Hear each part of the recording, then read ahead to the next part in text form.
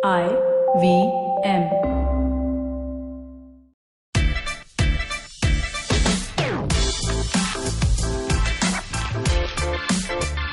मैं आप सबको बताना चाहता हूं, मैं इस बंदे का फैन हूं, मेरी परिवार इस बंदे का फैन है।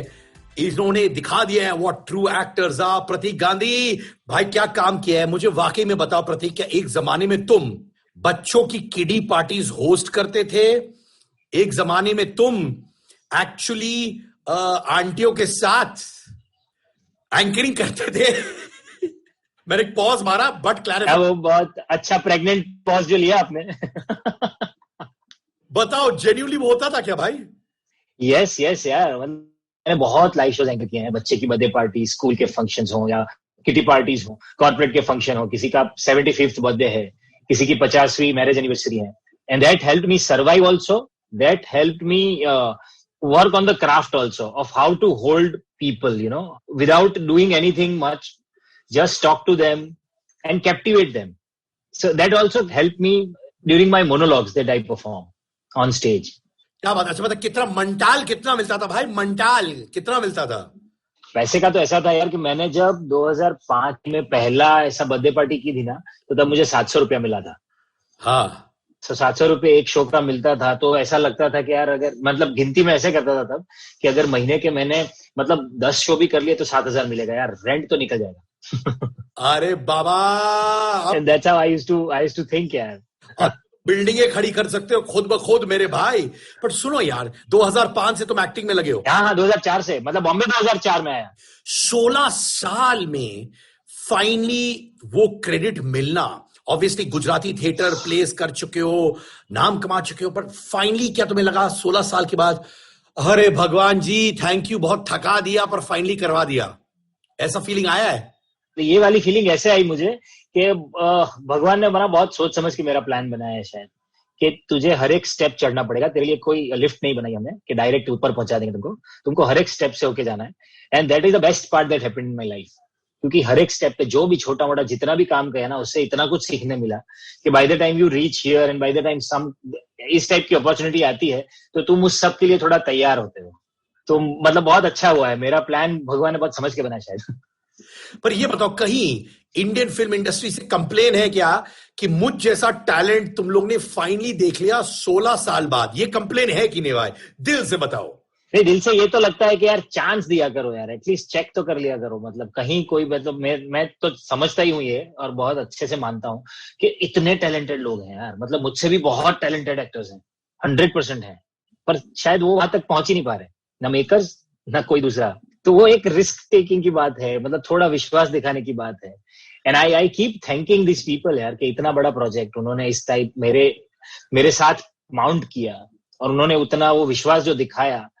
सो I mean it's not easy, it doesn't happen frequently यार। सो यू आर राइट, ये शिकायत ऐसी है कि यार ये चीजें थोड़ी फ्रीक्वेंटली करो तो बहुत अच्छे अच्छे लोग आएंगे। इंडियन फिल्म इंडस्ट्री में से किन किन लोगों ने तुमको फोन किया या मैसेज किया और कहा यार प्रतीक गांधी तुम्हारा सीरीज देखा, तुम तहलका हो, तुम जलवा हो, तुम आग हो? अरे बहुत सारे लोगों ने फोन किया, और मतलब मैं एक्चुअली बिलीव नहीं कर पा रहा था कि इन लोगों के कॉल आ रहे हैं। मतलब ऐसे फोन आए। सबसे पहला तो मुझे जावेद जी ने और शबाना जी ने फोन किया, और इतना प्यार से उन्होंने कहा कि प्रतीक जी, मैं जावेद अख्तर बोल रहा हूँ और मैं भी लिखता हूँ। और मैंने, सर आपको जानता हूँ मैं, आप इनिशिएट कि आपने कमाल काम किया है, मैंने इतने सालों में ऐसा काम नहीं। मतलब उन्होंने इतने प्यार से तारीफ की, so that is very encouraging. फिर of course Sajid Khan called me, then Boney Kapoor ji का फोन आया। बहुत बहुत सारे लोगों ने मैसेजेस भी किए, बहुत सारे लोगों ने सोशल मीडिया पे कनेक्ट किया।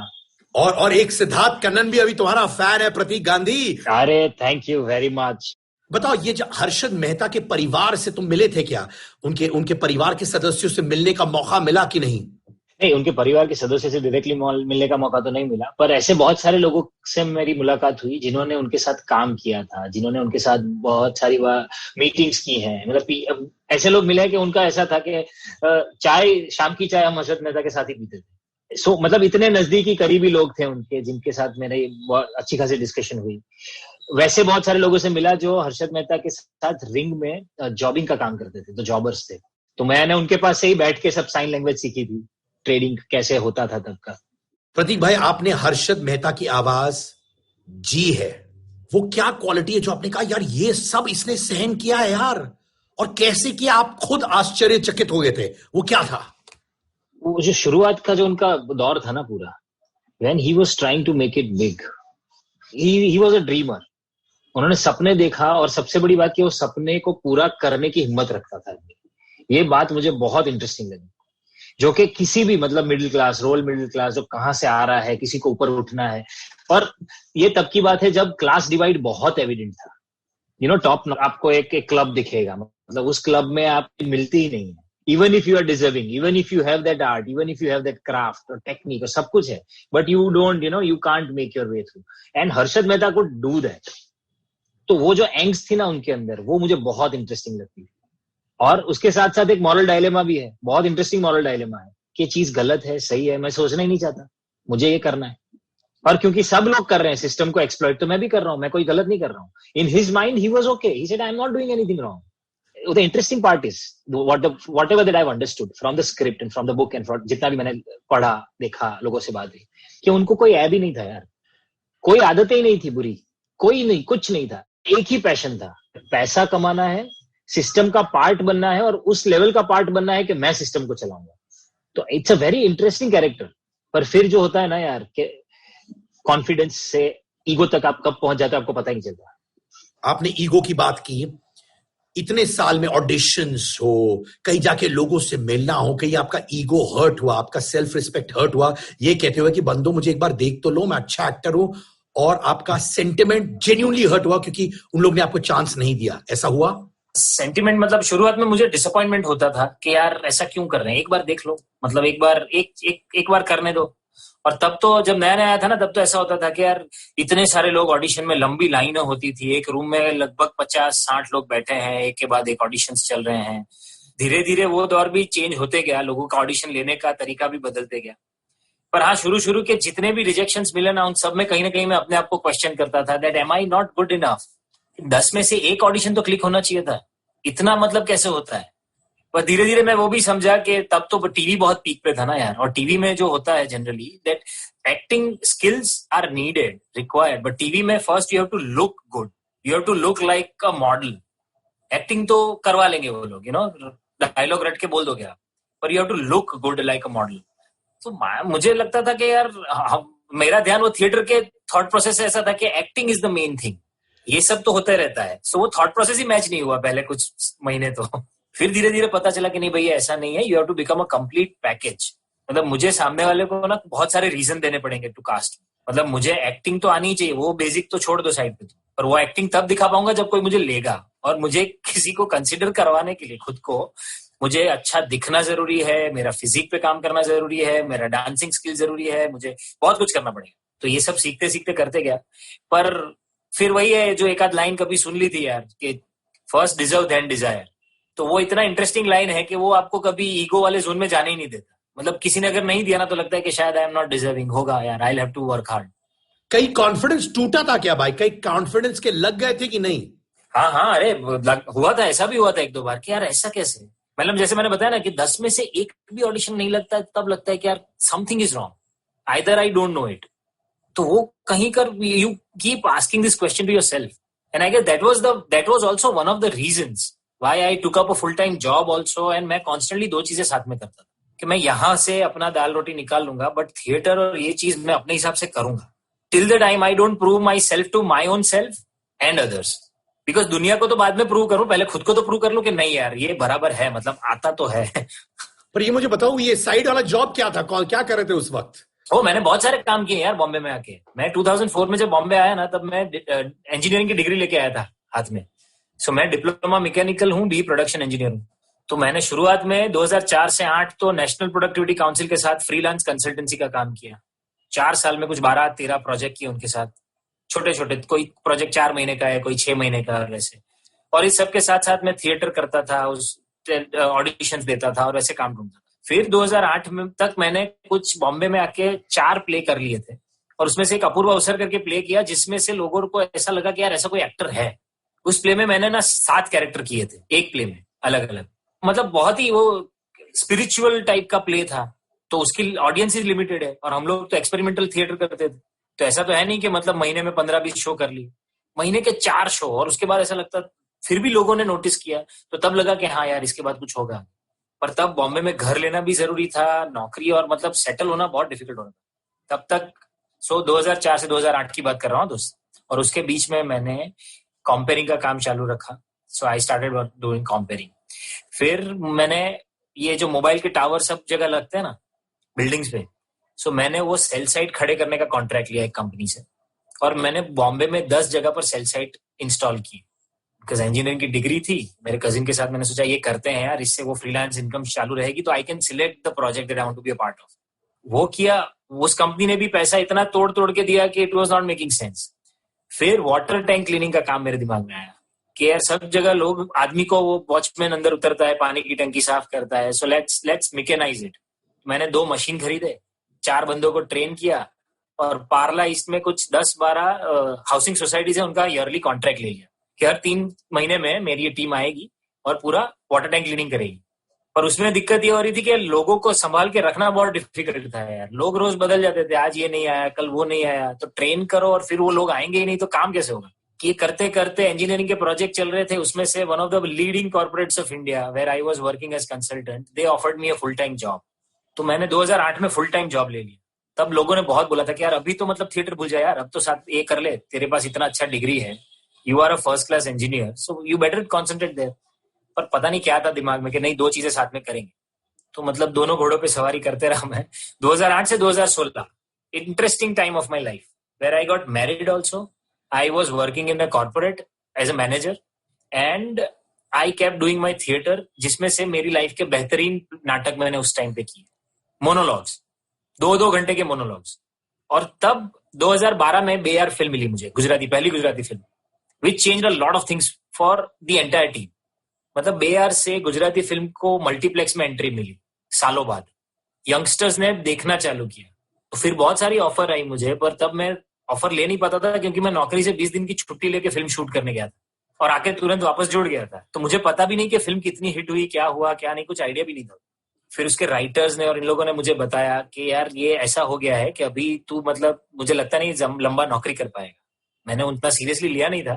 तो 2 साल बाद रॉन्ग साइड राजू आई। मैंने रॉन्ग साइड राजू के लिए वापस 25 दिन की छुट्टी ली थी, वो शूट की।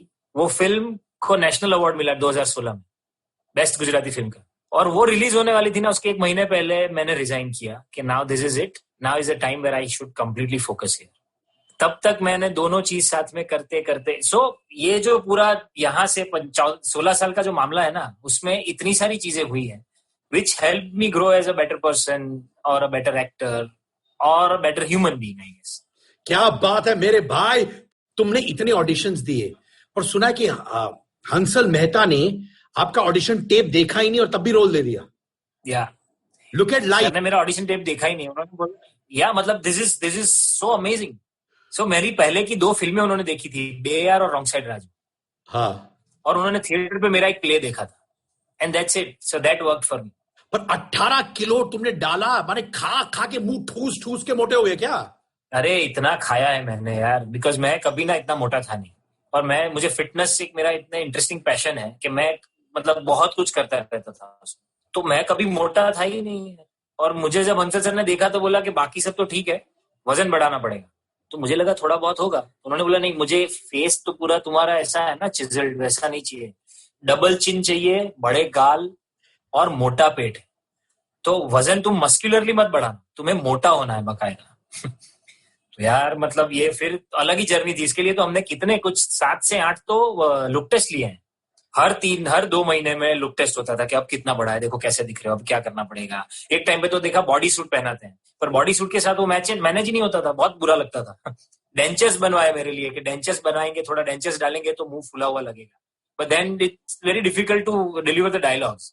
सो फाइनली ये डिसाइड हुआ कि भाई कम वॉट में जितना बढ़ा सकते हो बढ़ाओ। ये डेट तक 18 किलो तो बढ़ाया मैं, 88-89 किलो हो गया था शूट के टाइम पे, and that help me immensely.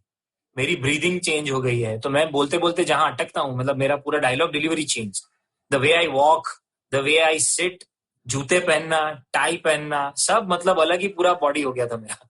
अच्छा मुझे ये बताओ, what comes to your mind When I take these names, डंके की चोट सवाल, सलमान खान, भाई उनसे मिले हो? नहीं, मिलना कभी नहीं हुआ, अगर सिर्फ सुना है बस उनके बारे में। तो अगर उनसे एक चीज कहनी है, क्या कहोगे? मतलब मुझे तो उनसे वो डांस कैसे कर लेते हैं वही जानना है। हिल हिल के। हाँ मतलब अरे ये कन्विक्शन कैसा है यार, गजब कन्विक्शन है ये कि बेल्ट से पूरा मतलब हिला डाला सबको। दीपिका पादुकोण, दीपिका पादुकोण यार, मतलब व्हाट अ जर्नी यार। तो मुझे उनको इस रामलीला के बारे में ही पूछना है क्या कि वो कैरेक्टर कैसे पकड़ लिया ऐसा। It's not an easy thing to do. Ranveer Singh, कहाँ से आती है ये एनर्जी यार? मतलब क्या है, ऐसा क्या खाते हो that you are constantly high on energy? Karan Johar, Karan Johar तो मतलब स्टार मेकर हैं, तो वो कैसे, मतलब उनका प्रोसेस जानना है मुझे कि वो how does he decide that he will do this character और she will do this character.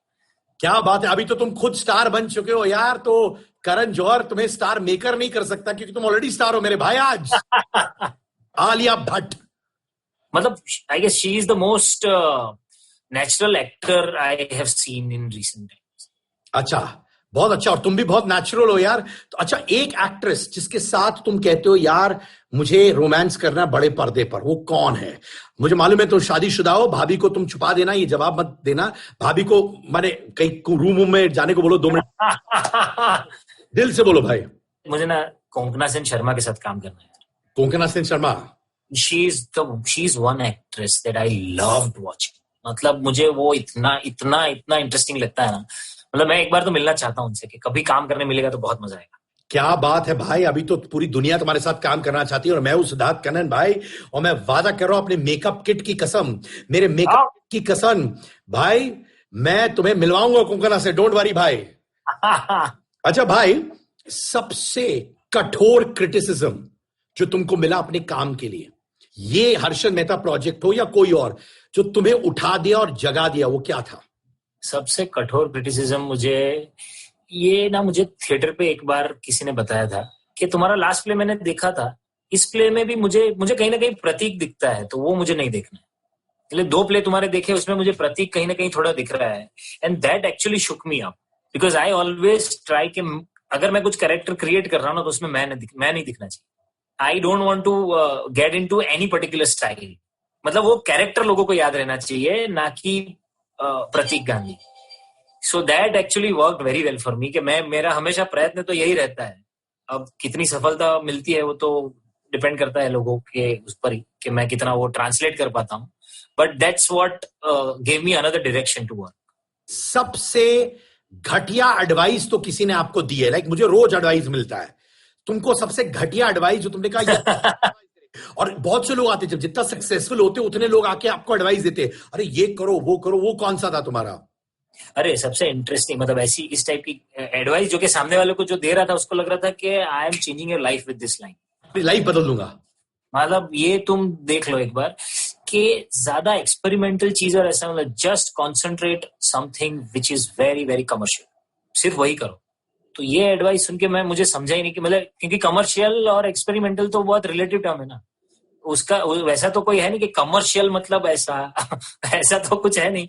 और ये वो एडवाइस, मतलब ये तो यहाँ से शुरुआत किया था, उन्होंने बताया था ये कि एक्टिंग सब कोई कर लेता है, what you should concentrate is your body building and your skin. मैंने बोला ये थोड़ा डिफिकल्ट मामला है।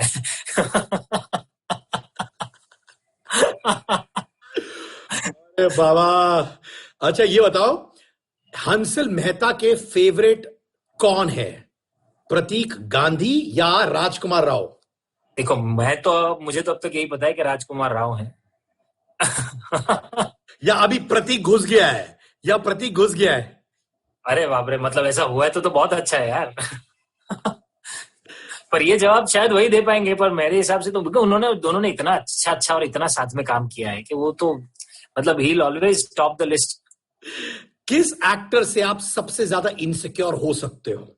अगर ये एक्टर आपके साथ हो, आप कहेंगे यार ये तो खा लेगा मुझे स्क्रीन पर, वो कौन है आपके अनुसार करंट लॉट ऑफ एक्टर्स से?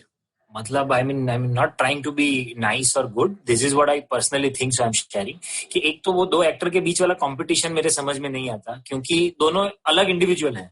हम दोनों अगर मोबाइल होते तो कंपटीशन हो सकती थी, है ना। दोनों लिपस्टिक होते तो भी कंपटीशन हो सकती थी, पर दो आदमियों में कैसे कंपटीशन हो सकती है यार? क्योंकि the way he would laugh I would not, the way I would say the lines he would not, तो कोई कंपटीशन ही नहीं है।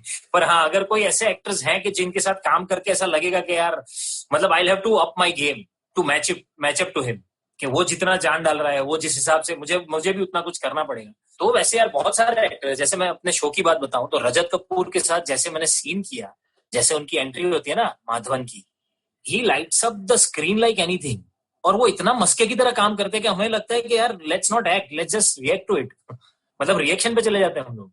सो ही इज फैबुलस। वैसे करंट लॉट ऑफ एक्टर्स में आई एम श्योर, मतलब Rajkummar Rao is one of them यार, पंकज त्रिपाठी जी हैं, संजय शर्मा जी हैं, मतलब ये कैसे लोग हैं, ये लोग इतना एफर्टलेसली काम करते हैं। क्या बात है मेरी भाई। एक अफवाह जो आपके बारे में उड़ी थी, जो आपने कहा ये गलत है, पर आपने कहा ये है इंडस्ट्री भाई, वो कौन सी अफवाह थी? अरे कहीं एक जगह ना क्या हुआ था, मेरी गुजराती फिल्म रिलीज हुई थी, तो तब इंटरव्यू लिया था और उन्होंने तब पूछा था कि यार दूसरी भाषा की फिल्मों के रीमेक गुजराती में बनते हैं तो क्या हमारे पास ऐसे अच्छे राइटर्स नहीं है? मैंने ये बोला था उनको कि यार अच्छे राइटर्स हमारे पास हैं, पर गुजराती में ज्यादातर लोगों ने लिटरेचर बहुत अच्छा लिखा है, नाटक बहुत अच्छे लिखे हैं, फिल्म की शुरुआत ही अभी अभी ऑफ लेटली वापस नए सिरे से हुई है, तो स्क्रीन राइटिंग एक अलग किस्सा है पूरा। और अच्छे राइटर्स जब एक स्क्रिप्ट लिखते हैं तो उनको दो स्क्रिप्ट के बीच का चर्निंग आउट भी एक टाइम होता है ना, तो उनको टाइम चाहिए, पर उस टाइम के बीच में अगर हमें दूसरी भाषा से अच्छी स्क्रिप्ट मिलती है तो गुजराती में बनाने में कोई दिक्कत नहीं है।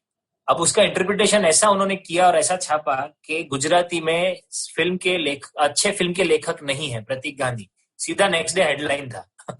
And people started trolling me on social media कि यार हु इज दिस गाय, दो अच्छी फिल्में कर ली तो मतलब अब लेखकों पे लिखेगा। मैंने बोला था क्या, आपने समझा क्या?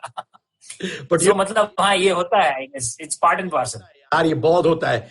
एक प्रोजेक्ट हिंदी फिल्म इंडस्ट्री में जो हम कहते हो काश ये प्रोजेक्ट में मैं होता, वो कौन सा है?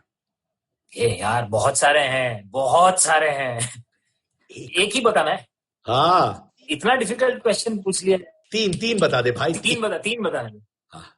मतलब मुझे एक तो वो फिल्म थी ना राजकुमार राव की, ट्रैप्ड, ऑफ कोर्स। हाँ, so something like that meaty is what I wanted to do, कि इतना मजेदार था वो करने के लिए।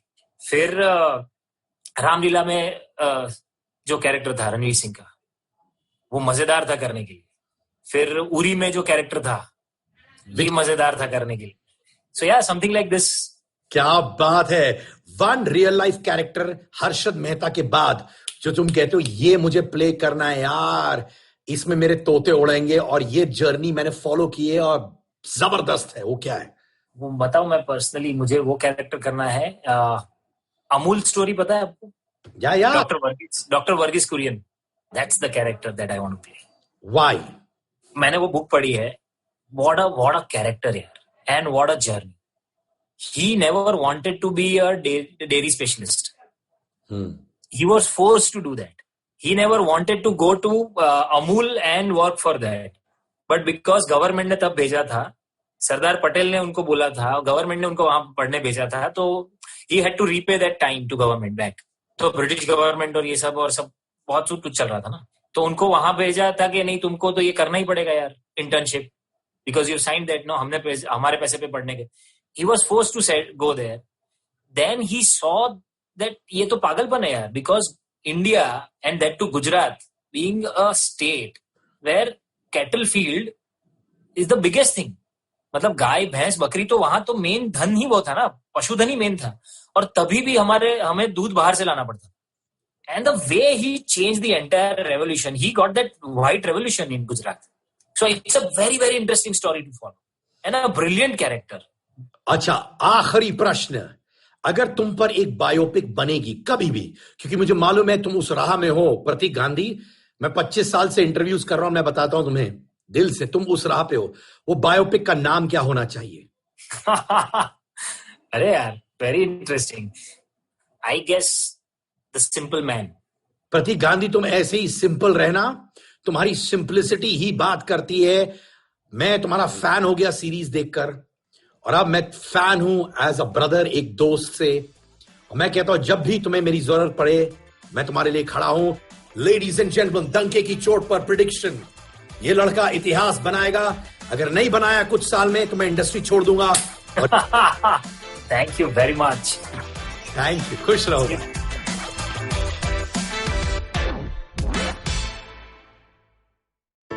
I hope you enjoyed that show. If you aren't following us on social media, please do. We're IVM Podcasts on Twitter, Facebook, and Instagram. I'd like to thank the sponsors on the network this week, Storytel and The Whole Truth Foods. Thank you for supporting us. So a great bunch of episodes this week. First, let me tell you about The Note with Mahrukh Inayat. It was featuring Asaduddin Owaisi. She spoke to the AIMIM leader to understand what the Indian Muslim voter wants and how his party is any different from the BJP. On Advertising is Dead, Varun spoke with Malika Sadani. Malika is the founder and CEO of the Moms Company. They discussed the science of motherhood. On Naan Curry with Sadaf and Archit, Dhananjay Chuck of the Edges and Sledges podcast showed up, so we did another crossover, this time with food and cricket. On Agla Station Adulthood, Ritasha and Ayushi talked to Gaurang Sangvi, head of digital business at DSP Mutual Fund. The episode has some logical and realistic advice, especially for millennials, on how to invest their money. Shunya One is back this week with Sheila Aditya and myself. We spoke to Anirudh Singla of Pepper Content this week. Really interesting conversation. Anirudh gave us some real deep insights into content creation and how they're thinking about different ways of creating it. Do check them out. Really fun show, really fun conversation. And with that, we hope to see you again next week. Want to learn something new and have a few minutes to spare? Well, then go for the Traveling Professor's Diary, where I, Siddharth Deshmukh, the Traveling Professor, will help you glean from all the insights that I've gained from wherever I've traveled, learned, taught, and repeated. Join me every Tuesday and Thursday on the IVM Podcast website, app, or wherever you get your podcasts from.